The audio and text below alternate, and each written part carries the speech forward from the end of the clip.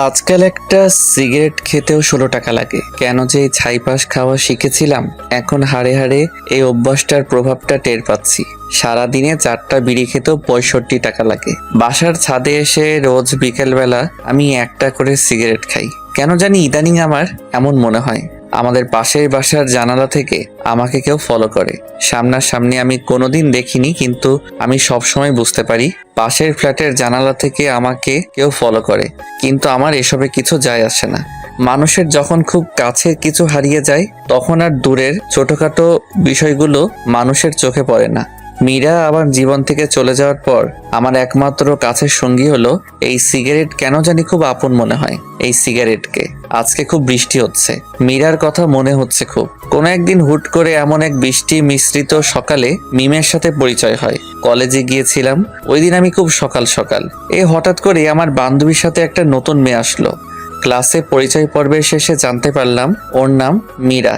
আমাদের ক্লাসে নতুন ভর্তি হয়েছে ট্রান্সফার হয়ে। তখন আয়েশা বলল, মীরা শোন, রবিউল কিন্তু আমাদের ক্লাসের টপার। এই কথা শুনে মীরা আমার দিকে অদ্ভুতভাবে তাকালো। আমি সেই তাকানোর মানেটা বুঝতে পারলাম না। অল্প কিছুদিনের মাঝে আমাদের খুব ভালো বন্ধুত্ব হয়ে গেল। এমন একটা অবস্থা, মীরা আমাকে ছাড়া কিছুই বোঝে না।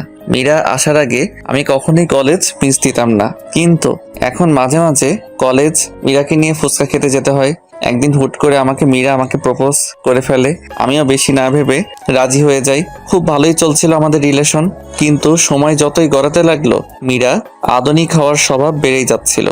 মীরা যে সমস্ত পোশাক পরতো আমার একদম পছন্দ না। এটা নিয়ে মাঝে মাঝেই ঝগড়া হতো। একটু ঝগড়া হলেই মীরা আমার সাথে আর যোগাযোগ করতো না। আমি আগে কল দিয়ে সবসময় সরি বলতাম।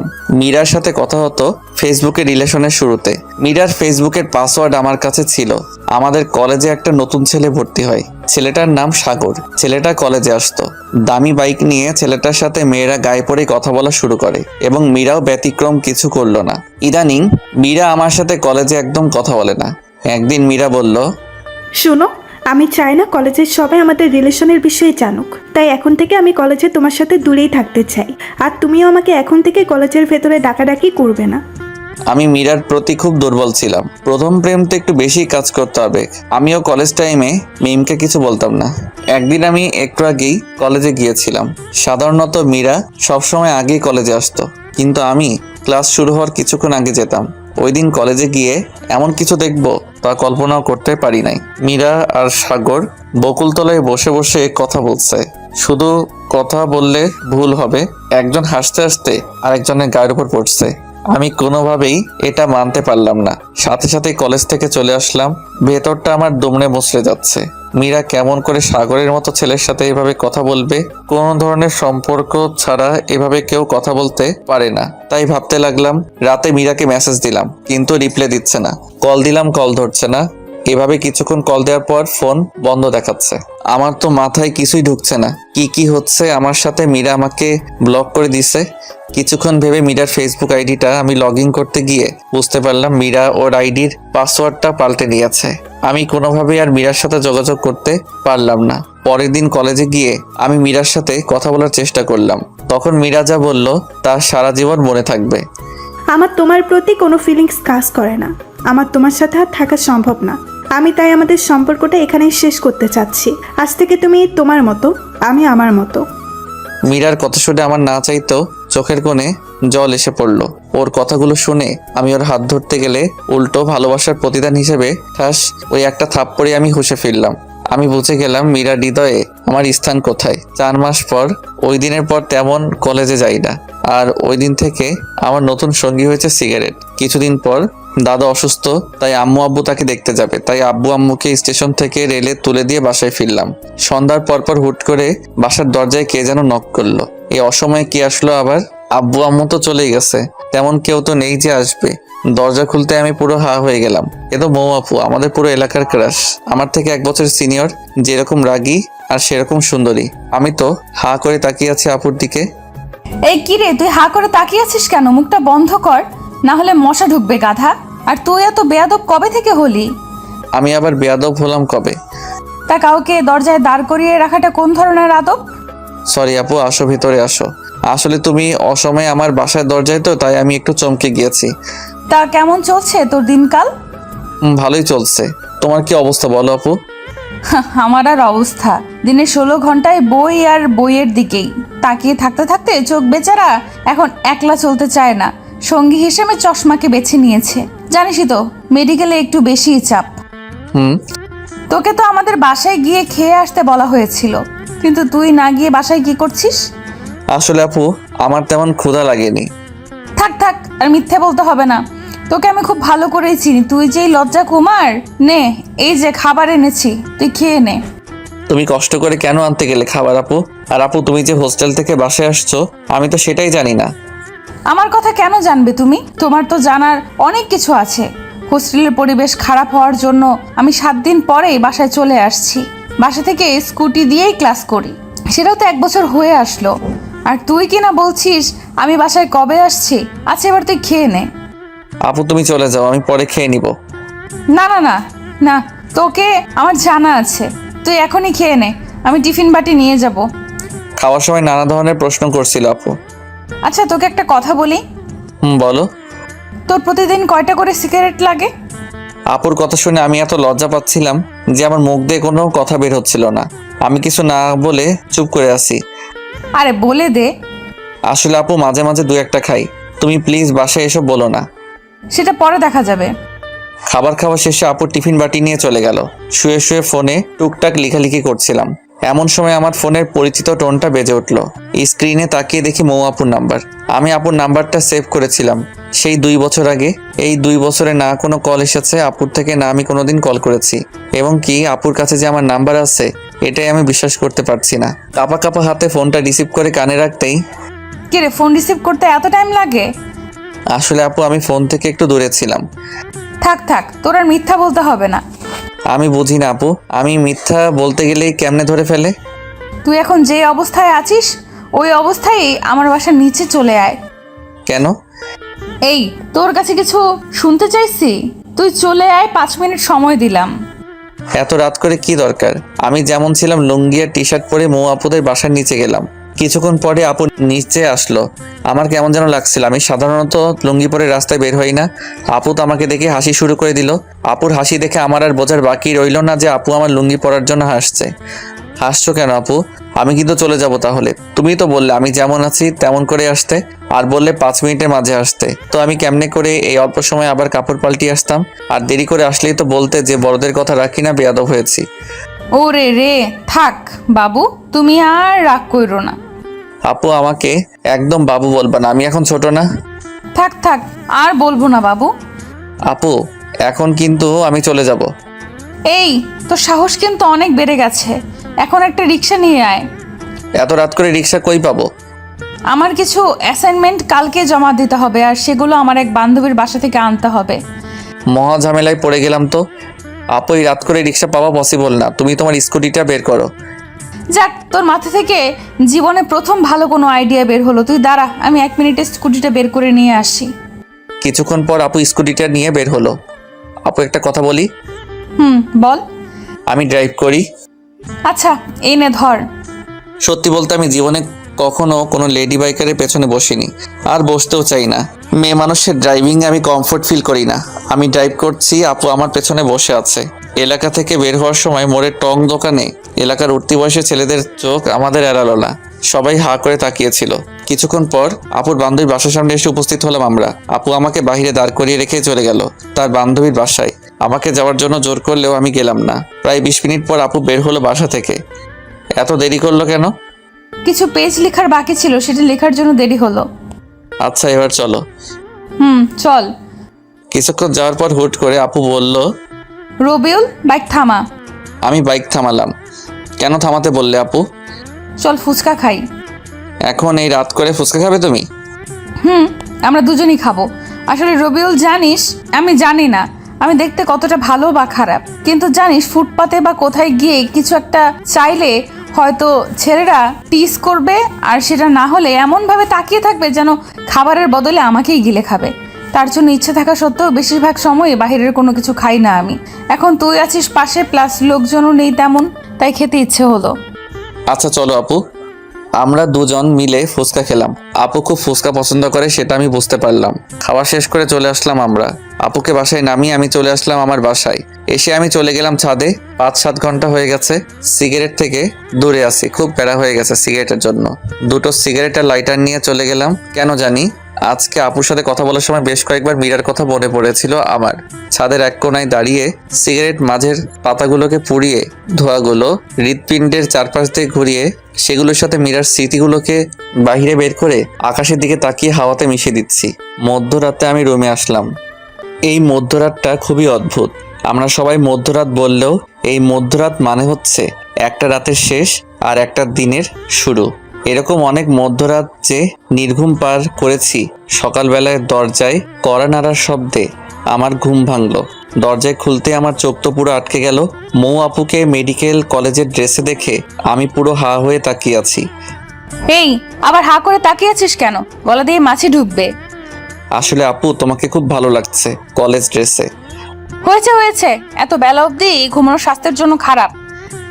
আপু জানি আমি ভালো ভালো কাজ করলেই যে সবকিছু আমার সাথে ভালো হবে সেই কথাই আমি বিশ্বাসী না। আচ্ছা আচ্ছা, তোর এই কাব্যিক কথা আমাকে বলতে হবে না। এই নে তোর খাবার, তাড়াতাড়ি খেয়ে নে। এখন খাবো না, তুমি কলেজ চলে যাও, আমি পরে খেয়ে নিব। না, তুই এখনই খেয়ে নে। আমাকে আজকে কলেজে তোকে ড্রপ করতে হবে। আমার স্কুটির চাকায় প্যারেক ঢুকেছে। আর তুই তো জানিসই, গাড়ি ধরে যেতে চাইলে আমি আর কলেজে পৌঁছতে পারবো না। ইচ্ছে থাকা না সত্ত্বেও এখন আমাদের কলেজ ধরেই মৌ মেডিকেল কলেজের সামনে দিয়ে নিয়ে যেতে হবে। 4 মাস যাবৎ আমি শহরে বের হই না, ভালো লাগে না। লোকালয় এখন আর আমার, সত্যি বলতে আমি আর আমাদের কলেজে যেতে চাই না। তার বড় কারণ হলো মীরা আর আমার অসংখ্য স্মৃতি রয়েছে। ওই কলেজের সাথে খাওয়া দাওয়া করে রেডি হয়ে মৌ আপুকে নিয়ে বের হলাম। সাথে আমার আব্বুর দেওয়া ডিসকভার 100 সিসি গাড়িটি। নিজের বাইক থাকার জন্য আমি মাঝে মাঝে বাইক নিয়ে যেতাম কলেজে, কিন্তু কম দামি হওয়ায় মীরা কখনো আমার বাইকে চড়েনি, আমিও কখনো জোর করিনি। আমার নিজেরও কিছুটা লজ্জা লাগতো। কলেজের সবারই প্রায় দামি দামি বাইক, আর সেখানে আমার এত কম দামি বাইক। আমি নিজেও তাই কলেজে খুব বেশি নিয়ে যেতাম না, বাস ধরেই যেতাম কলেজে। অনেকদিন পর আমার বাইক বের করলাম। আব্বু খুব যত্নে রাখতো বাইকখানা। আপুকে নিয়ে কলেজের উদ্দেশ্যে রওনা দিলাম। বাইকের মিটার 50-এর আশেপাশে। স্বাভাবিকভাবেই চালাচ্ছিলাম বাইক। আচ্ছা রবিউল, একটা কথা বলবি আমায়? তোর মনে ঠিক আমার সম্পর্কে কি কি ভাবনা আছে? ঠিক বুঝতে পারলাম না আপু, তোমার সম্পর্কে কি ভাবনা থাকবে আর? মানে আমি তোর কাছে মানুষ হিসেবে কেমন? তুমি একটু রাগী, কিন্তু মনটা খুব ভালো তোমার। বেশ কিছুক্ষণ পর আমি আমার কলেজের সামনে গিয়ে আটকে গেলাম। রাস্তায় জ্যামের জন্য বেশ কিছু বন্ধুর সাথে রাস্তায় দেখা হলো। আমার পেছনে মৌ আপুকে দেখে তো সবাই জেলাস ফিল করছিল। খুব কাছের কয়েকজন বলেই দিল, দোস্ত তাহলে ডক্টরের সাথেই হয়ে গেল। এরকম কমেন্ট আমি লজ্জায় মাথা তুলতে পারছিলাম না। আপুর দিকে তাকিয়ে দেখি উনি মুচকি মুচকি হাসছে। সামনে একটা বাসের চাকা ফেটে গিয়েছে। কমপক্ষে 20 মিনিট তো লাগবেই। যেখানে বাঘের ভয় সেখানেই রাত হয়। দেখি আমার বন্ধু রাতুল আসছে। আমাকে পচানোই ওর সবচেয়ে প্রিয় স্বভাব। দোস্ত তুই এখানে আটকে আছিস? আর ওইদিকে পুরো কলেজে তো এখন টপ নিউজ, তোর ডক্টর গার্লফ্রেন্ড। তা দোস্ত, ভাবি কিন্তু দেখতে আগুন সুন্দরী। এতদিন তাহলে কলেজে না আসে ভাবিকেই সময় দিতা ভালোই।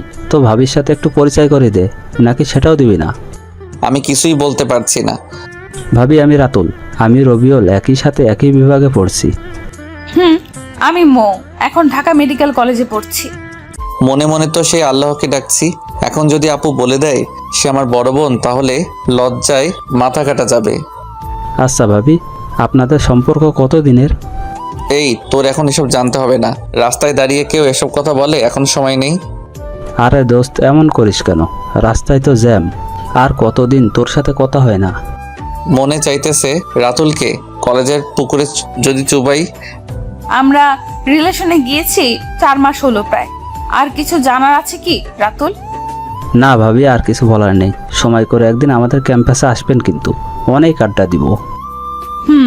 সময় পেলে অবশ্যই আসবো একদিন। হারামজাদা, তোর ভাবি বলার স্বাদ যদি না মিটাই তো আমার নাম রবিউল না। হারামি, তুই আমারে এমন অবস্থায় ফেলেছিস সেটা আমি জানি। জ্যাম ছেড়ে গেছে, রাতুলকে বিদায় জানিয়ে আমি বাইক স্টার্ট দিয়ে আপুকে নিয়ে মেডিকেলের দিকে ছুটলাম। আমার লজ্জার ঘোর এখনো কাটেনি, একদম চুপ করে আছি। কিরে, তোর কি কথা বলা বন্ধ হয়ে গেল নাকি? আসলে আপু সরি, প্লিজ তুমি কিছু মনে করো না। আসলে কলেজের বন্ধুরা এমনই তিলকে তাল বানিয়ে ফেলবে। সেটা আমি বুঝেছি। ধন্যবাদ আপু। তুমি অনেক মিথ্যে বলে হলে ও আমার মান সম্মানটা বাঁচিয়ে দিয়েছো। আপুর কলেজের সামনে এসে গিয়েছি, আপুকে নামিয়ে দিয়ে চলে আসলাম। বাসায় এসে শুয়ে আছি, কলে আম্মুর সাথে কথা হলো। দাদার অসুখ নাকি আরো বেশি, ওনাদের আসতে ভালোই সময় লাগতে পারে। আমিও তেমন কিছু বললাম না। আপুর সাথে এই 2 দিন সঙ্গ দিয়ে আমার মনটা কিছুটা হালকা হয়েছে। অনেকদিন পর বই নিয়ে বসলাম। বিগত 4 মাসে বইয়ের সাথে সম্পর্ক বিচ্ছেদ ছিল, টানা 4-5 ঘন্টার মতো পড়লাম। হুট করে মৌ আপুর কথা মনে হলো। আপুকে তো আমি রেখে আসছি কলেজে। আপু যদি আসার সময় গাড়িতে করে আসতে চায় তাহলে অনেকগুলো বাস পাল্টিয়ে আসতে হবে, অনেক টাইম লেগে যাবে। কেন যেন আমার অবচেতন মনের কথা শুনে আমি বাইক নিয়ে চলে গেলাম আপুকে নিয়ে আসার জন্য। আপুর কলেজের সামনে গিয়ে দেখি 3:20 বাজে। বেশ কিছুক্ষণ ওয়েট করার পর আপুকে দেখতে পেলাম। আপু কিছুটা দূর থেকে আমাকে দেখে একটা তৃপ্তির হাসি দিল। আপুর হয়তো আমাকে দেখে অবাক হলো। কিরে, আবার কি মনে করে এসেছিস? কেন, এসে কি তোমাকে ঝামেলায় ফেললাম নাকি? আমি কি তোকে বলেছি নাকি তুই এসে আমায় ঝামেলায় দিয়ে ফেলেছিস? তুই অনেক দায়িত্বশীল হয়ে গেছিস দেখা যায়। আপুকে নিয়ে আসার সময় আপু বাইক থামিয়ে হোটেলে খাবারও খাওয়ালো আমায়। আপু হয়তো আমার চেহারা দেখেই বুঝেছিল আমি দুপুরে খাবার খাইনি। যদিও আমি বাহিরের খাবার খুব একটা খাই না, কিন্তু আপুর জোরাজোরিতে তবুও খেতে হলো। আপুকে বাসার সামনে নামিয়ে দিয়ে আমি চলে আসলাম বাসায়। সারা দিনটা ভালোই কাটলো। অনেকদিন পর একটা সম্পূর্ণ দিন ভালো কাটলো। সন্ধ্যার পরপরই পড়তে বসলাম। রাত 9টার দিকে কলিং বেলের শব্দ, ক্রিং ক্রিং। আপু আসছে। আপু টিফিনের বাটিটা আমার হাতে দিয়ে বলল, যা তাড়াতাড়ি আগে গরম গরম খাবার খেয়ে নে। আপু প্রতিদিনই আমার প্রিয় প্রিয় খাবার রান্না হয় নাকি তোমাদের বাসায়? আরে সেরকম না, কাকতালীয় ভাবেই হয়তো তোর প্রিয় খাবারগুলি রান্না হচ্ছে আমাদের বাসায়। আমিও ব্যাপারটা সিরিয়াস ভাবে নিয়ে খাওয়া শুরু করলাম। অর্ধেক খাওয়ার পর তাকিয়ে ভদ্রতার খাতিরে আপুকে জিজ্ঞাসা করলাম, তুমি খেয়েছো রাতের খাবার? না, আমি খাইনি। আমি একটু লেট করেই খাই রাতের বেলা। বলো কি, তোমাকে বসিয়ে রেখে আমি খেয়ে যাচ্ছি? এত খাবার আমি এমনিতেও খেতে পারবো না, আসো দুজন মিলে খাই। না, তুই খেয়ে নে। কি হবে খেলে? ছোটকালে তো অনেকবার দুজন মিলে খেয়েছি আমরা। আমার সব কিছুই ভালোভাবে মনে আছে ছোটকালের। আসো আপু, আমি তোমাকে খাওয়াই দেই। আপু না করলো না, এগিয়ে আসলো আমার দিকে। আমি আপুকে খাইয়ে দিলাম। যদিও আমি আমার লাইফে কাউকে কখনো খাওয়াই দেই নাই, তাই আমার একটু কষ্ট হচ্ছিল। আপু সেটা ঠিকই বুঝতে পারলো। রবিউল, তোর বউটা খুব ভাগ্যবতী হবে দেখিস, তোকে অনেক ভালোবাসবে। আপুর কথা শুনে লজ্জা পেলাম আমি খুব। খাওয়া শেষ করে আমি আর আপু আরো বেশ কিছুক্ষণ গল্প করলাম। গল্প করতে করতে ঘড়ির দিকে তাকিয়ে দেখি 11টা বেজে গিয়েছে। আপু, অনেক রাত হয়ে গিয়েছে, চলো তোমাকে তোমার বাসায় দিয়ে আসি। আপুকে বাসায় দিয়ে পর্যন্ত পৌঁছে দিতে গিয়ে কাকা কাকির সাথে দেখা হলো। কেমন আছো রবিউল তুমি? ভালো আছি, আপনারা কেমন আছেন? এই তো বাবা, আছি ভালোই। তুমি একদমই তো ভুলেই গিয়েছো আমাদের। ছোটকালে সারা দিন থাকতে, মোয়ের সাথে এখন বড় হয়ে বছরে একটাবার আসতে পারো না। আমরা তো তোমাকে নিজের ছেলের মতোই দেখি। আসলে কাকি তেমন না, পড়াশোনার চাপে আমি বাসা ছেড়ে খুব কম বের হই। আর বোঝাতে হবে না, আজকে রাতে এখানেই থাকো। বাসায় তো কেউ নেই, আর বাসায় যেতে হবে না। এমনভাবে বললো কাকি, আমি না করেও কাজ হলো না। একটু ফ্রেশ হয়ে শুয়ে পড়লাম। ঘুম ঘুম ভাব হতেই আপু আসলো রুমে। কিরে, তুই দরজা না লাগিয়ে ঘুমিয়েছিস? দরজা লাগানোর কথা মনে ছিল না? তো কি মনে করে তুমি এই রুমে? কিছু মনে করে না, দেখতে আসলাম তোর ঘুম হচ্ছে কিনা। এই রুমে মশারিও নেই, তাই কয়েল নিয়ে আসলাম। ধন্যবাদ আপু। অল্প অল্প মশাই কামড়াচ্ছে। মৌ আপু মুখ ধুয়ে আসছে, কানের পাশটায় বিন্দু বিন্দু পানি গড়িয়ে পড়ছে। আমি লুকিয়ে দেখতে লাগলাম আপুকে, কিন্তু যা হবার তাই হলো। আপুর চোখে ধরা খেলাম। কিরে, তুই হা করে কি দেখছিস? কই? কিছু না, খুব চালাক হয়েছিস তাই না? মোটেও চালাক না আমি। আপু খুব বোকাশোকা ছেলে আমি। গল্প করতে করতে একসময় আপু সোফাতেই ঘুমিয়ে পড়লো। আমি কয়েকবার ডাক দেওয়ার পরও ঘুম ভাঙলো না। খুব ইনোসেন্ট লাগছিল আপুকে। আমি আর আপুর ঘুম ভাঙাতে পারলাম না। একটা চাদর দিয়ে দিলাম আপুর উপর দিয়ে। আমিও বিছানায় শুয়েছিলাম। কখন যে ঘুমিয়ে গিয়েছে জানি না। খুব ভোরবেলাতে আপুর ডাকে ঘুম ভাঙলো। এই তাড়াতাড়ি উঠে পড়, আর এই নে তোর জন্য চা। কাপটা হাতে নিয়ে ঘুম ঘুম চোখে একটা চুমুক দিতেই চোখ থেকে সকল ঘুম নিমিষেই উধাও। আপু খুব সুন্দর হয়েছে। চা কে বানিয়েছে? চা কে আর বানাবে, আমিই বানিয়েছি। তুমি এত ভালো করে চা বানাতে পারো? এই তোকে মিথ্যা সান্ত্বনা দিতে হবে না, তাড়াতাড়ি চা খেয়ে নিয়ে ফ্রেশ হয়ে খাওয়ার টেবিলে আয়। আমি চাটা অনেক সময় নিয়ে খেলাম, ফ্রেশ হয়ে চলে গেলাম। খাবার টেবিলে টুকটাক কথা হলো কাকা কাকির সাথে। আমাদের রান্না কি খেতে পারছো বাবা? কাকি খুব ভালো হয়েছে রান্না।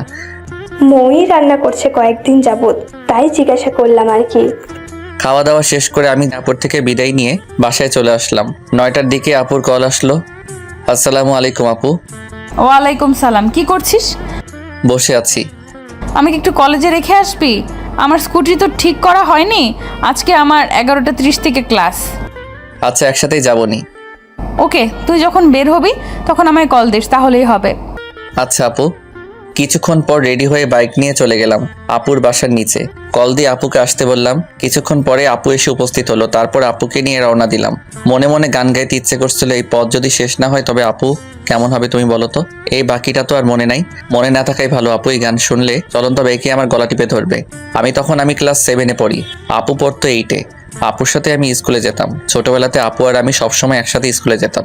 হাই স্কুল জীবন থেকে আপুর পেছনে এলাকার বিভিন্ন ছেলেরা ঘুরতো। আমাদের এলাকার সিনিয়র এক ভাই ছিল। ভাই টুকটাক পলিটিক্স করতো, এলাকায় খুব প্রভাব ছিল, তার জন্য সবাই ভয় পেত কম বেশি। ভাইয়ার নাম ছিল আকাশ। উনি আপুকে ওই সময় খুব পছন্দ করত। প্রতিদিনই স্কুলে যাওয়া আর আসার সময় আপুর জন্য রাস্তায় দাঁড়িয়ে থাকতো। এভাবে 6 মাস চলে যায়। বেচারা ভাইয়ার জন্য ওই ছোট বয়সে আমারই মায়া জন্মে গিয়েছিল। একদিন সাহস করে আপুকে প্রপোজ করে ভাইয়া।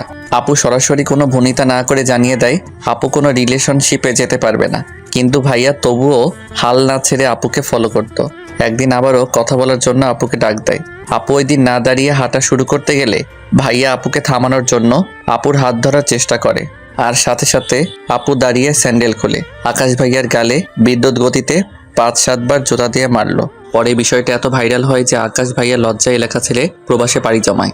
আমার কলেজের সামনে এসে আমি বাইক থামালাম। আপু তুমি এখানেই দাঁড়াও, আমার কলেজে একটু কাজ আছে, তা শেষ করে আসছি। আচ্ছা। কলেজে এসেছি আমাদের ডিপার্টমেন্ট প্রধান সালাম স্যারের সাথে দেখা করতে। ক্লাস টপার হওয়ার জন্য স্যার আমাকে খুব আদর করতো আর শাসনও করতো খুব। মীরার বিষয়টা জানার পর স্যার নিজেই আমাকে কলেজে আসতে মানা করেছিল, কারণ স্যার খুব ভালো করেই জানতো কলেজে আসলেই মীরা আর সাগরকে একসাথে দেখে আমার অবস্থা দিন দিন খারাপই হতো। সত্যি বলতে ক্যাম্পাসে সবাই জানতো কম বেশি ভালোবাসায় কতটা সিরিয়াস ছিলাম। স্যারের চেম্বারে গিয়ে দেখি স্যার নেই। অফিস সহকারীর সাথে কথা বলে জানতে পারলাম স্যার আমাদের ক্লাসে ক্লাস নিচ্ছে। আমি আমাদের ক্লাসের সামনে গেলাম, খুব নার্ভাস লাগছে, হয়তো অনেকদিন পর মীরার সাথে দেখা হবে। দরজা খুলে স্যার আসতে পারি? আসো।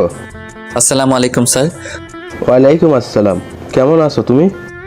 ভালো আছি স্যার, আপনার সাথে কিছু কথা আছে। আচ্ছা, আমার ক্লাস শেষ, তুমি আমার রুমে আসো। তারপর স্যারের সাথে কলেজের ব্যাপারে কিছু কথা ছিল, সেগুলো বলে চলে আসলাম আপুর কাছে। তারপর আপুকে নিয়ে কলেজে নামিয়ে দিলাম। ধন্যবাদ, সাবধানে যাবে বুঝলি, আমাকে মেসেজ দিস পৌঁছে। আমি বাধ্য ছেলের মতো মাথা নেড়ে চলে আসলাম। বাসায় এসে আপুকে একটা কল দিয়ে জানিয়ে দিলাম আপুর সাথে কথা বলে কেমন যেন একটা শান্তি পাই। এই শান্তিটার মানে কি সেটা আমি জানি না। বিকেলে আবার আপুর কল। কি রে রবিউল, কি করতেছিলি? তেমন কিছু না আপু। কাজ না থাকলে আমায় একটু নিতে আসতে পারবি? আমি আসছি। আপুকে নিতে গেলাম। আপুর কথা ভাবতে ভাবতে বাইক চালিয়ে যাচ্ছিলাম। হুট করে আচমকা রাস্তায় কুকুর এসে পড়লো। আমার বাইকের সামনে যা হবার তাই হলো। ব্যালেন্স ঠিক রাখতে পারলাম না, রাস্তার পাশের একটা বড় গাছের সাথে ধাক্কা খেলাম।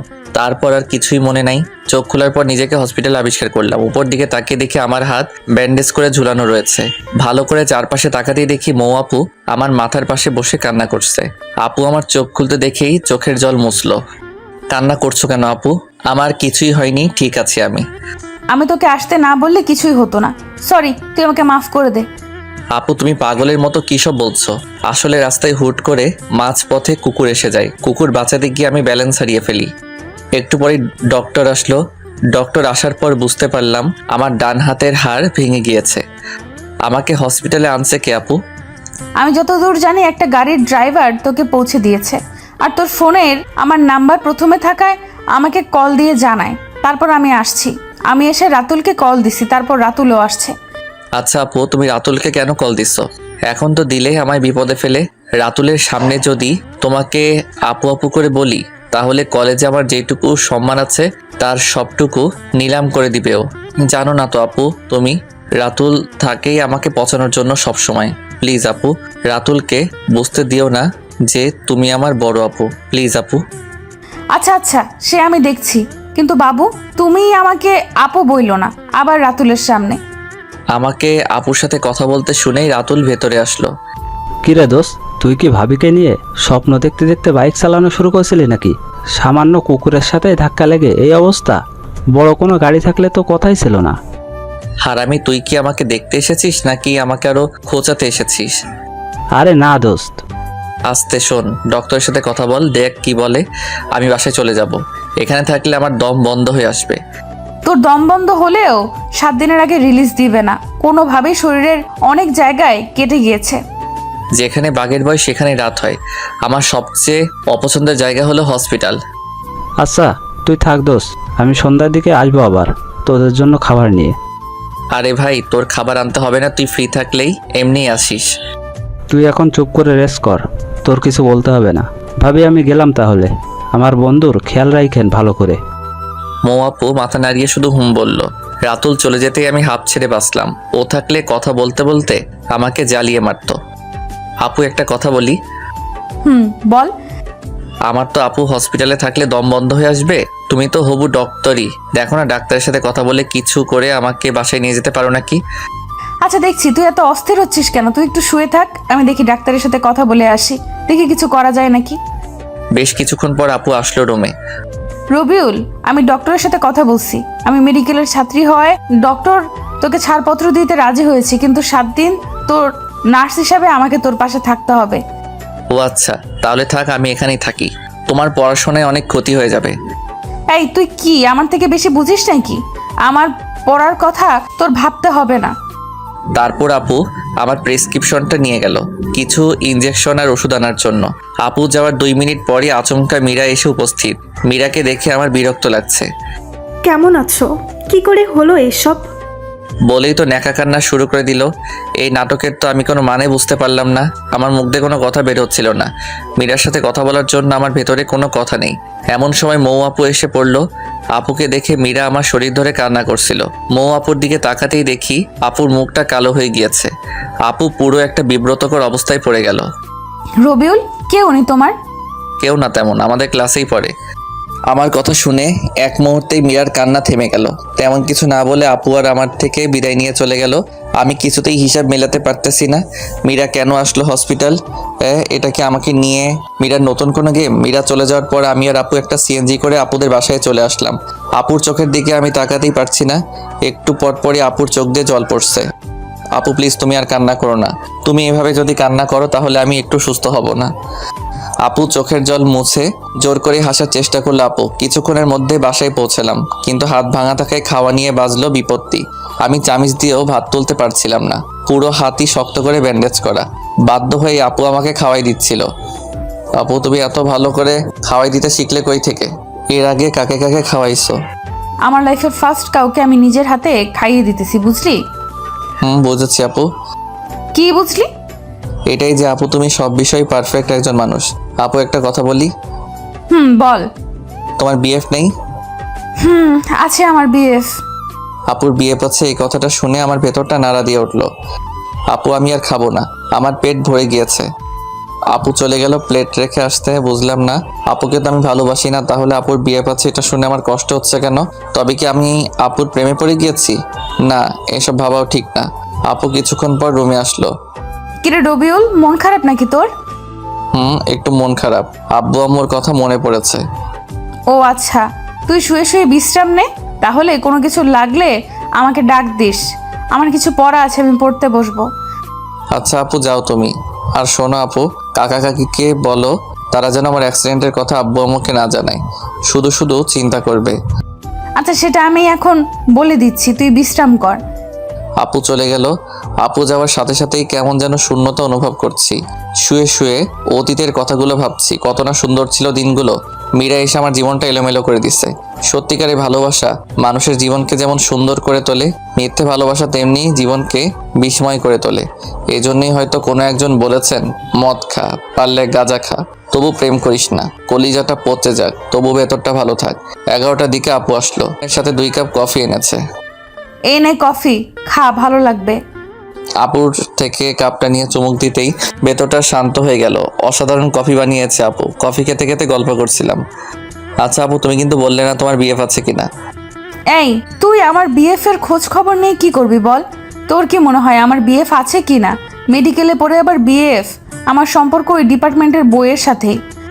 আপুর কথা শুনে তৃপ্তি পেলাম। আচ্ছা তোর জিএফ নেই? তুই তো ডুবে ডুবে জল পান করিস। সত্যি বলতে আমিও সিঙ্গেল এখন আপু, কিন্তু একটা রিলেশনে ছিলাম আমি অতীতে, কিন্তু মেয়েটা অল্পতেই ধোকা দিয়ে চলে গিয়েছে। আমার কথা শুনে আপু এভাবে হাসবে এটা আমি ভাবিনি। আপুর হাসির শব্দে আমার হৃদয়ে খুব আঘাত করলো। আমার কি দোষ নাকি? আমার দোষ এটাই, আমি অন্ধের মতো আমার ভালোবাসার মানুষটিকে বিশ্বাস করেছি। আমার চোখ দিয়ে অজান্তেই জল এসে পড়লো। আরে পাগল, সরি, কান্না করে দিতে হবে তাই? আরে কলেজ লাইফে দু একটা প্রেম বিচ্ছেদের ঘটনা স্বাভাবিক, বুঝলি? দেখিস ওই মেয়ের চেয়েও ভালো একজন আসবে তোর জীবনে। তুই শুধু মন দিয়ে পড়াশোনা কর, ক্যারিয়ারে ফোকাস রাখ, এখন নতুন করে রিলেশনে জড়াস না। আর বেশ কিছুক্ষণ গল্প করে আপু আমাকে গুড নাইট জানিয়ে চলে গেল। আমিও ঘুমিয়ে পড়লাম। আপু চলে যাওয়ার পর বেশ কিছুক্ষণ আপুকে মিস করলাম। ধীরে ধীরে আপুর সাথে ক্লোজ হয়ে যাচ্ছি। খুব ভালো লাগে আপুর সঙ্গ এখন আমার। আপুর সাথে যতক্ষণ থাকি একবারের জন্য মীরার কথা মনে হয় না আমার। পরের দিন সকালে কাকি আর মৌ আপু ঝগড়া হচ্ছিল। আমি অবশ্য ঝগড়ার কারণ বুঝতে পারলাম না, শুধু বুঝতে পারলাম আপু যেন কি নিয়ে কাকির সাথে তর্ক করছিল। ভদ্রতার জন্য আমি রুমেই ছিলাম চুপচাপ। আপু আমাকে সকালে খাবার খাইয়ে দিয়ে চলে গেল কলেজে। তেমন কোনো কথা বলল না আপু। আমি ভালো করে বুঝতে পারলাম আপুর মন খারাপ। আমিও তাই কিছু জিজ্ঞাসা করলাম না। শুধু মন খারাপ হলে এক কথা, আপুকে দেখে স্পষ্ট বোঝা যাচ্ছে অনেক রেগেও আছে আপু। আপু চলে গেল কলেজে। আপু চলে যাওয়ার পর কাকির সাথে কথা বলে বুঝতে পারলাম মৌ আপুর বিয়ের কথা চলছে। বিয়ের অনেক আগে থেকেই ঠিক, কিন্তু আপুর জন্য হয়নি। এসএসসি থেকে কাকা কাকি জোর করছে বিয়ের জন্য, কিন্তু আপু পড়াশোনার অজুহাত দেখিয়ে 3 বছর যাবৎ বিয়েটা আটকে রেখেছে। যে ছেলের সাথে বিয়ে ঠিক সে আপুর খালাতো ভাই। আমেরিকান প্রবাসী, বিয়ের পর হয়তো আপুকেও সাথে করে নিয়ে যাবে। আপুকে আমেরিকার একটা মেডিকেলে ভর্তিরও ব্যবস্থা করে দিবে। কাকির সাথে কথা বললে আমার ভেতর থেকে যেন শক্তি হারিয়ে গেল। আপুর সংস্পর্শে এসে আমি অনেকটা স্বাভাবিক জীবনে ফিরেছি। আর আপুকে এত তাড়াতাড়ি হারিয়ে ফেলবো এটা আমি কল্পনাও করিনি। সারাটা দিনই রুমে শুয়েছিলাম। ঘুমানোর অনেক চেষ্টা করলেও মোটেও ঘুমাতে পারলাম না। বিকেলবেলা একটু ছাদে গেলাম। ফোনটায় গান বাজিয়ে আমি বসে বসে সূর্যাস্ত দেখছিলাম। এমন সময় হুট করে আপুর ডাকে হুঁশ ফিরল। কিরে, ছাদে কি করিস একা একা? আমি তোকে সারা বাসা খুঁজে ক্লান্ত হয়ে গিয়েছি। তা তোর মন কি খারাপ নাকি? না, মন খারাপ না, এমনি বসে আছি একটু। সকালে কাকির সাথে কি নিয়ে ঝগড়া করলে?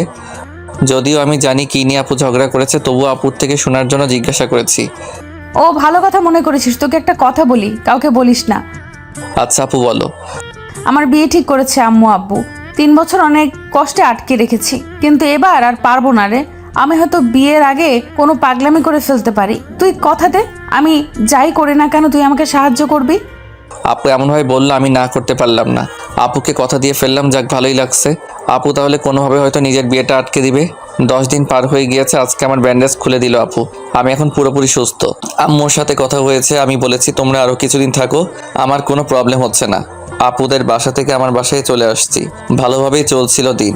টুকটাক খোঁজ খবর আপুই নেয় আমার, আর খাবার তো আপুই দিয়ে যায়। এর মধ্যে একদিন রাত 2টায় আপুর কল।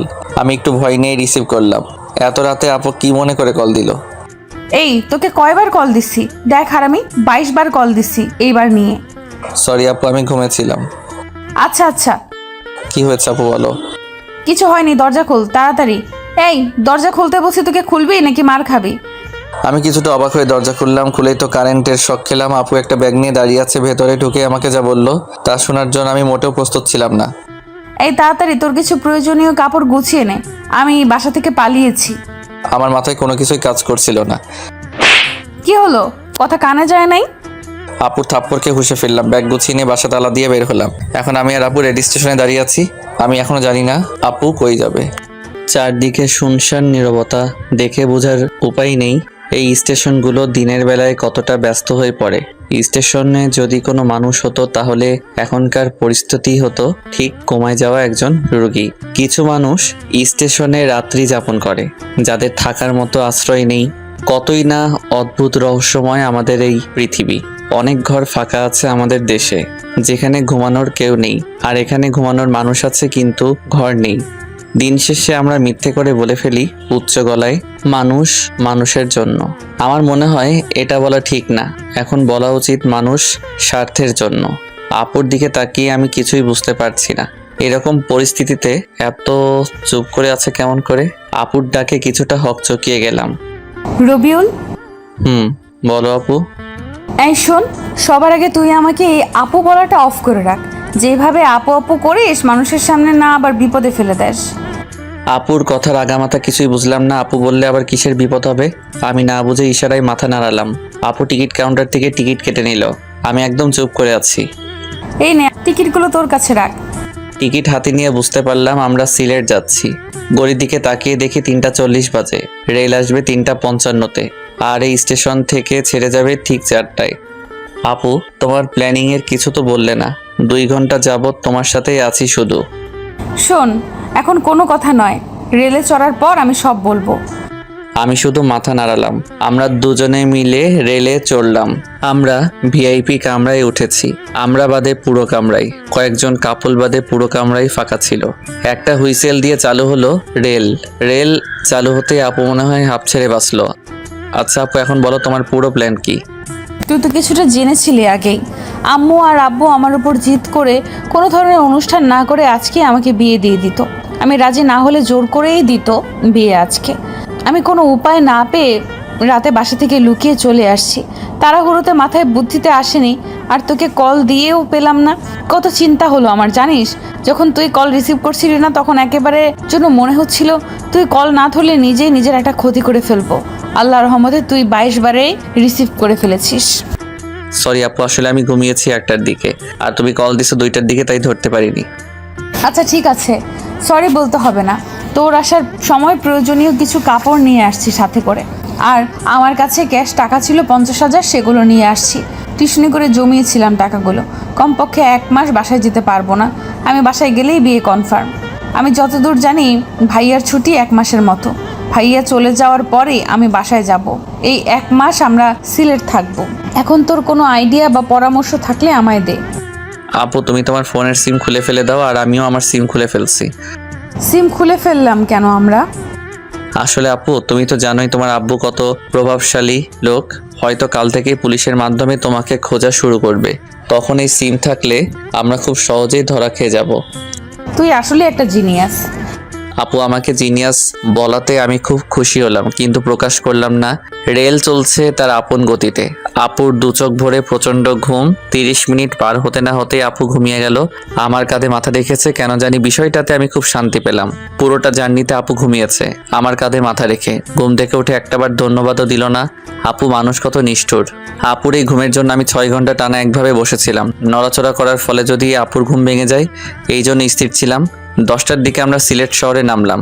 ঢাকার মতো এত ব্যস্ত না, সিলেট নগরী অনেক পরিষ্কার পরিচ্ছন্ন। দেখেই মনটা ভালো লাগলো। অনেক দিন যাবৎ ঢাকার ধুলোবালি, জ্যাম আর গাড়ির হর্নে জীবনটা একটা জেলখানা হয়ে গিয়েছিল। অনেক দিন পর মুক্ত লাগছিল নিজেকে।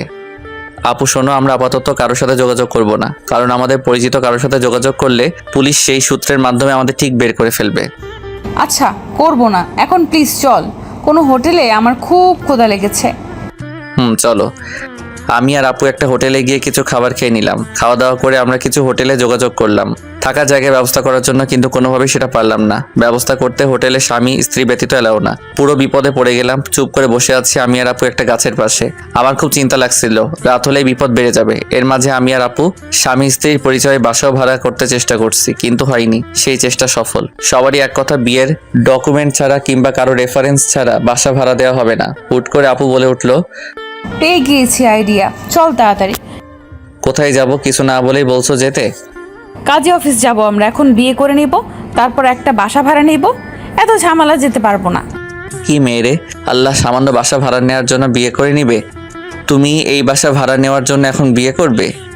কেন, তুই কি ভয় পাচ্ছিস নাকি? ঢাকা গিয়ে আমি তোকে ডিভোর্স দিয়ে দিব, কেউ জানবেও না। বিয়ের কথা শুনে অবাক হলেও কিছুটা ভালো লাগলে ও ডিভোর্স শব্দটা শুনে কেমন যেন শূন্যতা অনুভব করলাম। ভয় পাওয়ার কি আছে, তুমি যা ভালো মনে করো। চল। একটা রিক্সা করে কাজী অফিসে গেলাম আমরা।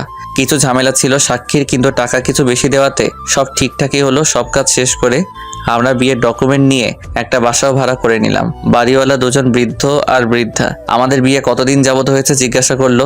আপু বুদ্ধি করে কিছু মিথ্যা লাগিয়ে বলল, আমরা লুকিয়ে বিয়ে করেছি আজকেই। আর কিছু ইমোশনাল কথা বলাতে বাড়িওয়ালা রাজি হয়ে গেল। আমরা অগ্রিম মাসের ভাড়া দিয়ে রুমে উঠলাম। আর শোন বাবারা, এই রুমে আগে 2 জন থাকতো। 6 মাস থাকার পর বাসা ভাড়া না দিয়ে চলে যায়, কিন্তু যাওয়ার সময় সব রেখেই চলে যায়। তোমরা এগুলো ব্যবহার করতে পারো। যাক, খুব ভালো হলো। বিছানা থেকে শুরু করে রান্নার প্রয়োজনীয় সবই আছে। মেঘনা চাইতেই জল। আপিও খুব খুশি হলো। বাড়িওয়ালা চলে গেল, আমি আর আপু বিছানায় বসে আছি। না চাইতেও আমার চোখ দিয়ে জল এসে পড়ছে। কি থেকে কি হয়ে গেল। সত্যি বলতে আমার বিয়ে নিয়ে অন্যরকম একটা স্বপ্ন ছিল। সামান্য কিছু সুবিধার জন্য বিয়ে করতে হলো, অথচ কালেমা থেকে কবুল বলা সবই কতটা দামি। কিরে তুই কান্না করছিস কেন? কই কান্না করছি না, চোখে হয়তো ধুলো গিয়েছে। আচ্ছা তুই রুমে থাক, তাহলে আমি ফ্রেশ হয়ে আসি। আপু চলে গেল ফ্রেশ হতে। আমি বিছানায় বসে বসে ভাবছি আজকের রাতটা আমার বাসর রাত। আপু গোসল করে আসছে, আপুর ভেজা চুলগুলো একটা তোয়ালে দিয়ে বাঁধা, কানের পাশে কিছু চুল থেকে টপ টপ করে পানি পড়ছিল। আপুকে এই অবস্থায় দেখে আমি পুরো শক খেলাম। কিরে তুই কি দেখিস অমন করে? মনে হয় আজকেই তুই প্রথম দেখছিস আমায়। যা গোসল করে আয়। যাচ্ছি। আমি গোসল করে আসলাম, এসে দেখি আপু তার চুল ছেড়ে দিয়েছে শুকানোর জন্য। আপুর এত বড় চুল আমি তো বুঝতেই পারিনি। এর আগে আপুকে যতবার দেখেছি আমি কখনো আপুর চুল দেখিনি। আজ দেখে আমি তো পুরো অবাক, এত পড়াশোনা করে আপু কেমন করে তার চুল সামলাতো। আপু একটা কথা বলি। বল। আচ্ছা আপু, তুমি কেমন ছেলেকে বিয়ে করতে চাও? তোর মতো ছেলেকে? আমি এগুলো নিয়ে ভাবিনি কখনো। সত্যি কথা হলো আমি মেডিকেল কোর্স শেষ করেই বিয়ে করতে চাই, তার আগে এগুলো নিয়ে ভাবতে চাই না। ও আচ্ছা। আচ্ছা দেখ রবিউল, এখন তো এই বাসায় আমরা কমপক্ষে 1 মাস থাকবো। আর যেহেতু আমরা এখানে স্বামী স্ত্রী হয়ে বাসা ভাড়া নিয়েছি, তাই তুই আমাকে টোটালি আপু বলা অফ কর। সবসময় তুই আমাকে নাম ধরে ডাকবি। আপু আর নাম ধরে ডাকতে গেলে দেখবি গুলিয়ে ফেলবি। এখানে আমাদের না চাইলেও স্বামী স্ত্রীর মতো অভিনয় করতে হবে, আর সেটা না করলে ধরা খেলে আবার পুলিশেও দিতে পারে। এখনকার মানুষ অনেক সচেতন। তো এখন থেকে আমি তোকে তুমি করে বলবো, আর তুই আমাকে নাম ধরেই ডাকবি, ঠিক যেরকম স্বামী স্ত্রীরা কথা বলে। আপুর কথা শুনে ভালোই লাগলো, নিজেকে সত্যি সত্যি জামাই মনে হচ্ছিল। কিন্তু তুমি আবার কিছু মনে করবে না, বলবে না তো যে বেয়াদবি করছি? আরে পাগল তুই, আমি তো বলছি সব করতে। বিপদের জন্যই তো আমরা এসব করছি। আচ্ছা মৌ। খুব ভালোবাসা মিশিয়ে আপুকে নাম ধরে বললাম। রাতের বেলায় আবার বাড়িওয়ালা আসলো আমাদের রুমে। তোমাদের নামই তো ভালো করে জানা হলো না। আন্টি, আমার নাম রবিউল আর ওর নাম মৌ। ও আচ্ছা, তোমাদের খুব ভালো মানিয়েছে। কিন্তু দোয়া করি তোমরা অনেক সুখী হও। এই যে তোমাদের জন্য রাতের খাবার নিয়ে আসছি। এখন তো আর কিছু রান্না করতে পারবে না, আর হোটেলও বাসা থেকে অনেক দূরে। তোমরা দুজন মিলে খাবার খেয়ে নিও। আমি আসি তাহলে। আচ্ছা আন্টি, যাক ভালোই হলো, খুব ক্ষুধা লেগেছিল আমার। আচ্ছা মৌ, চলো আমরা খেয়ে নিই তাহলে। তোমাকে কি খাইয়ে দিতে হবে? আপু আমার দিকে খুব অবাক হয়ে তাকালো। তুই এমন করে কথা বলিস কেন? কেমন করে বলি? এমনভাবে বলছিস যেন আমরা সত্যি সত্যি স্বামী স্ত্রী। থাক থাক, কথায় আসে তো। কান আর ভালো করতে নেই। তুমি বললে যেন আমরা স্বামী স্ত্রীর মতন থাকি, আর এখন বলছো আমি কিভাবে কথা বলছি। আর তুমি নিজেই বললে স্বামী স্ত্রীর মতন অভিনয় করতে। হ্যাঁ বলছি তো। তো এখন তুমি আমাকে তুই করে বলছো কেন? সরি, আসলে সারা জীবন তুই করে বলেছি। আচ্ছা এরপর থেকে আর হবে না। সরি, তুমি রাগ করো না। আমি তুমি করেই বলবো, কিন্তু দয়া করে এইটার ফায়দা নিও না। যদি কোনো রকম ফায়দা নিতে চাও তাহলে আমি তোমার মাথা ফাটিয়ে দেব। কি ভয়ঙ্কর মেয়ে বাবা। আরে তুমি কি আমাকে ওই ধরনের ছেলে পাবো? না, সেটা ভাবিনি, কিন্তু ছেলে বলে কথা। মৌ, তুমি আমার চরিত্র নিয়ে কথা শোনালে। হয়েছে, এখন আর ঝগড়া করতে হবে না। চলো এখন আমরা ঘুমিয়ে পড়ি। এখনই ঘুমিয়ে পড়বো? কেন, না ঘুমিয়ে কি করব আমরা? ফোন তো সিম নেই যে একটু অনলাইনে যাব। তাই বলে বাসর রাতে ঘুমানো কি ঠিক হবে? বাসর রাত মানে? আরে দেখো, আমাদের বিয়েতে কোনো ভেজাল নেই। পিওরভাবে বিয়ের সব কাজ সম্পূর্ণ করেছি আমরা। ইসলামী শরীয়ত মেনেই তো বিয়ে করেছি। সেই হিসেবে আমাদের তো বাসর রাতই আজকে। চলো না মৌ, সকল নিয়ম ভেঙে ফেলি আজকে আমরা। আমার কথাগুলো শুনে এক মুহূর্তে আপুর চোখে ভয় চলে আসলো, যদিও কথাগুলো আমি সব বলছি মজা করে। রবিউল তুমি প্লিজ এসব বলো না। আমি তোমাকে আমার চেয়েও বেশি বিশ্বাস করি। আমি জানি আমি ভুল করলেও তুমি কোনো ভুল করবে না। সরি, আমি তোমার সাথে একটু মজা করেছি। আপুর নাম ধরে ডাকতে আমার খুব লজ্জা লাগে, কিন্তু তবুও অভ্যাস করে নিতে হবে, কারণ অন্য কেউ আপু ডাক শুনে ফেললে আবার ঝামেলায় পড়তে হবে। আচ্ছা চলো আমরা তাহলে এখন ঘুমাই। সারাদিন তো অনেক ধকল গেল আমাদের উপর দিয়ে, কিন্তু বিছানায় যেতেই হলো। আর এক বিপত্তি, দুজনে আমরা এক বিছানায় ঘুমাবো। এই তুমি আমার সাথে ঘুমাবে কেমনে? তুমি নিচে ঘুমাও, আমি বিছানায় ঘুমাবো। আমাকে দিয়ে এত কিছু করিয়ে তুমি কি আমাকে নিচে রাখতে যাচ্ছ?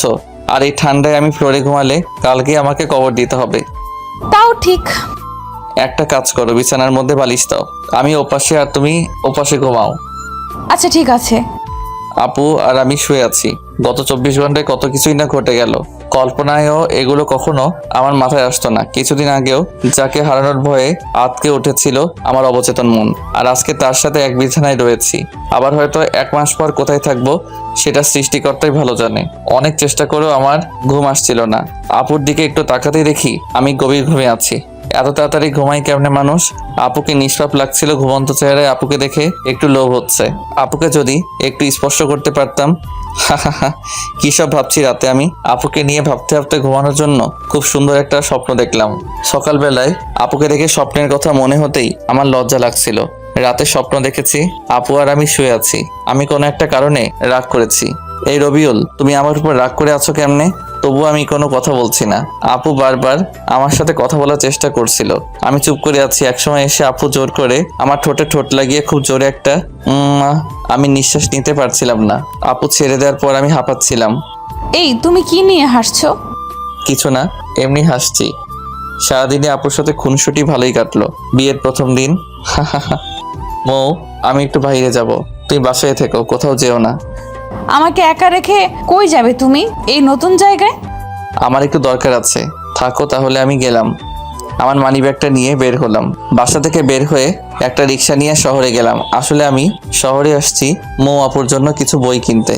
আমি চাই না এই 1 মাসে আপুর পড়াশোনার ক্ষতি হোক, তাই দেখি কিছু বই ম্যানেজ করা যায় নাকি। আসার সময় লুকিয়ে আপুর কলেজের কার্ডটা নিয়ে আসছি। আপুর কার্ডে সব লেখা ছিল। আমার বই খোঁজার জন্য বেশি কষ্ট হলো না। মেডিকেল কলেজের একটা লাইব্রেরি থেকে আপুর সেমিস্টারের সব বই কিনে নিলাম। সব মিলিয়ে 3000 টাকার বই কিনলাম। ভালোই সময় লেগে গেল বই কিনতে কিনতে। বাসায় ফিরতেই আপু এমনভাবে দরজা খুলে দিল যেন খুব মিস করছিল। এত দেরি করতে হবে তোমার? যদি সত্যি তোমার বউ হতাম, একা রেখে এত সময় বাইরে এইভাবে থাকতে পারতে? জানো কতটা চিন্তা হচ্ছিল আমার। সরি, তোমার জন্য ছোট একটা সারপ্রাইজ আছে বলেই মৌয়ের হাতে বইয়ের প্যাকেটটা দিলাম। আমি আসার সময় গিফট পেপারে করে মরিয়ে নিয়ে আসছিলাম। বইগুলো গিফট পেপার খুলে আপু খুশিতে চিৎকার করে এসে আমায় জড়িয়ে ধরলো। আমি তো পুরো শকড। কয়েক সেকেন্ড পর আপু আমায় ছেড়ে দিয়ে সরি, আমি উত্তেজনায় তোমায় জড়িয়ে ধরে ফেলেছি। বইগুলোকে খুব মিস করছিলাম। আমি জানো তুমি 1 মাসে কমপক্ষে 450 ঘন্টা পড়তে হবে। অনেক পিছিয়ে পড়তাম বইগুলো না পেলে। অনেক অনেক ধন্যবাদ তোমায়। আপুর খুশিতে মনটা ভরে গেল। প্রিয়জনের জন্য কিছু করতে পারাটা বেশি কিছু না, শুধু একটা চেষ্টার। এভাবে কিছুদিন চলে গেল। আপুর সাথে সম্পর্কটা অনেক বন্ধুত্বে রূপ নিয়েছে। খুব ভালো বোঝাপড়া আমাদের মধ্যে। এখন আর আপুকে আপু বলতে ভালো লাগে না, নাম ধরেই ডাকতে বেশি ভালো লাগে। বন্ধুত্বে নাম ধরেই ডাকে সবাই, আর আমরাও এটাই করেছি। সিলেট এসেছি 20 দিন হলো। এর মাঝে আমি আমার আম্মুকে কল দিয়ে বলেছি সবকিছু। আম্মু প্রথমে রাগ করলেও পরে বুঝিয়ে বলার পর শান্ত হয়েছে। তোমার ভাবতে অবাক লাগে না? কি ভাবতে অবাক লাগবে? তুমি আমার একটা সময় কিংবা 20 দিন আগেও শুধু আপু আপু করতে, আর এখন তুমি আমার সবচেয়ে ভালো বন্ধু হয়ে গিয়েছো। জানো আমার ভাবতেই অবাক লাগে। আমি কখনো ভাবিনি তোমাকে তুমি করে বলে আমি এত প্রশান্তি পাবো। জানো এখন আমার মনে হয় আমি বাদেও আমার একটা মানুষ আছে যে আমার পাশে আছে। আমার মনে হয় আমি নিজের কাছে যতটা সেফ, আমি তোমার কাছেও ঠিক ততটাই সেফ। আমি চাই রবিউল তুমি আমার বন্ধু হয়ে সারাটা জীবন আমার পাশে থাকবে। কথা দাও। মৌ, তুমি কি পাগল হয়ে গেলে নাকি? আমি তোমার সাথেই আছি। কথা দাও তবুও তুমি। মৌ আপু একদম আগের মতো নেই। আমার সাথে এমনভাবে পাগলামি করে যেন আপু একদম ছোট হয়ে গিয়েছে। কথা দিচ্ছি তোমার সাথে আমি ততদিনই থাকবো যতদিন তুমি আমাকে তোমার সাথে রাখবে। এই তুমি এরকম ফিলোসফিক্যাল কথা বলো কেন? সোজাভাবে বলতে পারো না? থাকবো তোমার সাথেই। তুমি যখন থাকবে না তখন তার চাইলেও আমি থাকতে পারবো না। আচ্ছা আমি কই যাব? তুমি তো আর সারা জীবন এরকম থাকবে না। একদিন বিয়ে করে পাড়ি জমাবে অন্যের শহরে, তখন চাইলেও আর তোমার পাশে থাকা হবে না। মৌ একেবারে চুপ হয়ে গেল। আমিও কিছু না বলে রুমের বাহিরে চলে আসলাম। অজান্তেই চোখের কোণে জল এসে গিয়েছে। মৌ আমার সাথে আছে এটা সত্য, আর একদিন অন্যের সাথে থাকবে সেটা বাস্তবতা। বাস্তবতা সবসময় কঠিন, যেটা না চাইলেও আমাদের মানতে হবে। বেশ কিছুক্ষণ রুমের বাহিরে থাকার পর রুমে গেলাম। গিয়ে দেখি বসে বসে পড়ছে। মেডিকেলের ছাত্রীরা এতটা পড়ে সেটা মৌকে না দেখলে বিশ্বাসই হতো না। মৌয়ের মতো মনোবল সবারই থাকা উচিত। এত বিপদের সময়ও নিজের স্বপ্ন থেকে একটু পিছপা হয়নি। আচ্ছা, আমিও তো পড়াশোনা করছি, আমারও তো স্বপ্ন আছে, তেমনই হয়তো মৌয়েরও কোনো স্বপ্ন আছে। মৌ, আমার ঘুম পেয়েছে, আমি ঘুমাবো। তুমি পড়া শেষ করে রাতের খাবার খেয়ে নিও। কেন তুমি খাবে না? আমার ক্ষুধা নেই, তুমি খেয়ে নিও। তুমি না খেলে আমিও খাবো না। কেন পাগলামি করো বলো? পাগলামি করো না। তুমি না খেলে আমিও খাবো না, সোজা বলে দিলাম। আচ্ছা তুমি পড়ো তাহলে, আমি একটু শুয়ে থাকি। তুমি খাওয়ার সময় আমাকে ডেকে নিও। ঘুমিয়ে গিয়েছিলাম, মৌয়ের ডাকে ঘুম ভাঙলো। ওই রবিউল, ওঠো, যাও ফ্রেশ হয়ে আসো, আমি খাবার দিতেছি। আমি না খেলে চলে না, আমার খুব ঘুম পেয়েছে, প্লিজ। এই তুমি উঠবে নাকি আমি পানি ঢেলে দিব? উঠছি। ইচ্ছে না থাকা সত্ত্বেও ফ্রেশ হয়ে আসলাম। মৌ খুব ভালো রান্না করতে পারে। প্রথম কয়েকদিন আমি হোটেলে থেকে খাবার আনলে ও পরে মৌ বুঝতে পারে যে আমি বাহিরের খাবার খেতে পারি না। তারপর থেকে মৌই রান্না করে। খাওয়া দাওয়া শেষ করে আমি আর মৌ একসাথে ঘুমিয়ে পড়লাম। সকালে মৌয়ের ডাকে ঘুম ভাঙলো। রবিউল, ওঠো, ফ্রেশ হয়ে আসো, আজকে কিছু কেনাকাটা করতে হবে আমার। আমি ফ্রেশ হয়ে আসলাম। তারপর নাস্তা করে রিকশায় করে আমি আর মৌ মার্কেট যাচ্ছি। হুট করে রিকশাওয়ালা মামা বলে উঠলো, মামা এখন কথা কই, কিছু মনে করবেন না তো? বলো মামা, মনে করবো কেন? আপনাদের তো এই এলাকায় আগে দেখিনি, আপনারা কি নতুন আইছেন এই এলাকায়? মামা, আমরা নতুন আসছি। আচ্ছা মামা, আপনারা নতুন বিয়ে করছেন তাই না? কিন্তু কেন? না, এমনিতেই জিজ্ঞাসা করলাম, আপনাদের খুব ভালো মানিয়েছে। রিকশাওয়ালার কথা শুনে মৌয়ের মুখটা লজ্জায় লাল হয়ে গেল। একটা শপিং মলের সামনে আমরা দুজন নেমে পড়লাম। কিছু কাপড় কিনলো মৌ, সাথে আমাকে দুটো টি শার্টও কিনে দিল। কেনাকাটা শেষ করে বাসায় ফিরছিলাম, কিন্তু হুট করে মৌ রিকশা থামাতে বলল, চলো না চা খাবো। সিলেটে এসে যদি এখনকার চা না খাই তাহলে সিলেট থাকাটাই বৃথা। যদিও আমি চা খাই না, তারপরও দুজন মিলে স্পেশাল চা খেয়ে নিলাম। তারপর দুজন কিছুক্ষণ ঘুরে বাসায় চলে আসলাম। বাসায় এসে আমার মাথা ঘোরাচ্ছিল, আমি শুয়ে পড়লাম। মৌ ফ্রেশ হয়ে পড়তে শুরু করলো। এই মেয়েটা কি পড়া বাদে কিছু বোঝে না? আমার তো মুড হতেই 30 মিনিট লাগে পড়তে বসার সময়, আর মৌ সুইচের মতো অন অফ হয়ে যায়। যখন মন চায় পড়ার মুডে অন হয়ে যায়। দেখতে দেখতে চলেই গেল 1 মাস। আজকে 1 মাস পূর্ণ হয়ে গেল আমার আর মৌয়ের সিলেট আসার। শহর থেকে আমি আজকে একটা সিম কিনে এনেছি। আজ 1 মাস পর ফোনে সিম ভরছি। ফোন কাস্টমাইজ করে ডাটা অন করে ফেসবুকে লগ ইন করলাম। আম্মুকে কল দিলাম। আসসালামু আলাইকুম আম্মু। ওয়ালাইকুম আসসালাম। কেমন আছো আম্মু তোমরা? এই তো বাবা, আমরা ভালোই আছি। তোরা কেমন আছিস? আজকে সাগরের পরিবারের সবাই আমেরিকা চলে গেল, সাথে মৌ, সাথে সাগরের বিয়েও ভেঙে দিয়েছে। বলো কি আম্মু, তাহলে তো আমরা কালকেই চলে আসব। কতদিন তোমাদের দেখি না। আচ্ছা বাবা, সাবধানে আছিস। আর শোন বাবা, মৌয়ের বাবা কিন্তু খুব রেগে আছে। আচ্ছা আম্মু, সেটা নিয়ে চিন্তা করতে হবে না, মৌ ওর বাসা সামলাবে। তারপর ফোন কেটে দিলাম। মৌ, শুনছো তুমি? বলো, ডাকছো কেন? একটা গুড নিউজ আছে। কি নিউজ শুনি? তোমার সাগর ভাইয়ার পরিবারের সবাই আমেরিকা চলে গিয়েছে, আর যাওয়ার আগে তোমার আর সাগরের বিয়েও ভেঙে দিয়েছে। মৌ শুনেই তো খুশিতে চিৎকার দিয়ে এসে আমায় জড়িয়ে ধরলো। কয়েক সেকেন্ড পর, সরি সরি সরি রবিউল, কিছু মনে করিস না। খুশিতে আমার মাথায় ঠিকভাবে কাজ করেনি। চল সবকিছু গুছিয়ে নে, আমরা কালকেই ঢাকা চলে যাব। সবকিছু গুছিয়ে নিলাম। কোনো রকম ভাবে রাতটা পার করেই সকালবেলা বাড়িওয়ালা কাকা কাকির থেকে বিদায় নিয়ে বের হয়ে পড়লাম। আমি আর মৌ দাঁড়িয়ে আছি স্টেশনে। প্রচন্ড শব্দ আর ভিড়। কোনো রকম ভাবে আমি দুটো টিকিট কিনে নিলাম। 9:20 বাজে, 10টায় রেল আসবে। দুজন মিলে বসে আছি আর রেলের জন্য অপেক্ষা করছি। আজকে মনে মনে ভাবছি রেল যেন 10 মিনিট পর আসে। আমি খুব ভালো করে জানি বাসায় যাওয়ার পর হয়তো আর এইভাবে মৌয়ের কাছাকাছি থাকা হবে না। একেই বলে ভাগ্য। আজকে সময় 2 মিনিট আগেই রেল আসলো। খুব ইচ্ছে করছিল মৌকে নিয়ে এই শহরেই থেকে যেতে, কিন্তু বাস্তবতা সেটা কখনোই মেনে নিবে না। ইচ্ছে না থাকা সত্ত্বেও মৌকে নিয়ে রেলে উঠলাম। কি তোমার কি মন খারাপ নাকি? না, মন খারাপ থাকবে কেন? অনেক দিন পর বাসায় যাচ্ছি, মন খারাপ হবে কেন বলো? কিন্তু 1 মাস এই জায়গাটার মায়ায় পড়ে গিয়েছিলাম, তাই একটু মিস করছি। আমিও মিস করছি। আচ্ছা মৌ, তোমার কি মনে হয় বাসা থেকে কি রিয়াক্ট করতে পারে? আমাকে কি কিছু বললে কাকা কাকি? আমি খুব ভালো করেই জানি, যাই হয়ে যাক না কেন তোমার একটা কথাও শোনাবে না তোমাকে, কারণ এখানে তোমার কোনো দোষ নেই। আমি প্রাপ্তবয়সী হয়ে আমার নিজের ইচ্ছেতেই আমি তোমার সাথে বাসা ছেড়েছিলাম। কথায় আছে না, অল্প শোকে কাতর, অধিক শোকে পাথর। ঠিক বলছো। আজকে আর মৌ ঘুমালো না, হয়তো বাবা মাকে দেখার জন্য মনটা অস্থির হয়ে গিয়েছে। মৌকে আমি আস্তে আস্তে খুব বেশি মিস করছি। আর কয়েক ঘন্টা পর মৌ হয়তো আর এতটা কাছে থাকবে না। রেল ঢাকার স্টেশনে থেমে গিয়েছে। চলো, আমরা এসে গিয়েছি। চলো।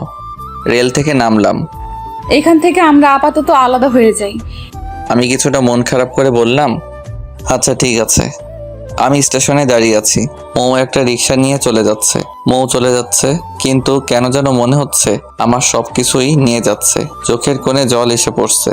হাতের উল্টো পিঠ দিয়ে জল মুছে একটা বড় করে দীর্ঘশ্বাস নিলাম।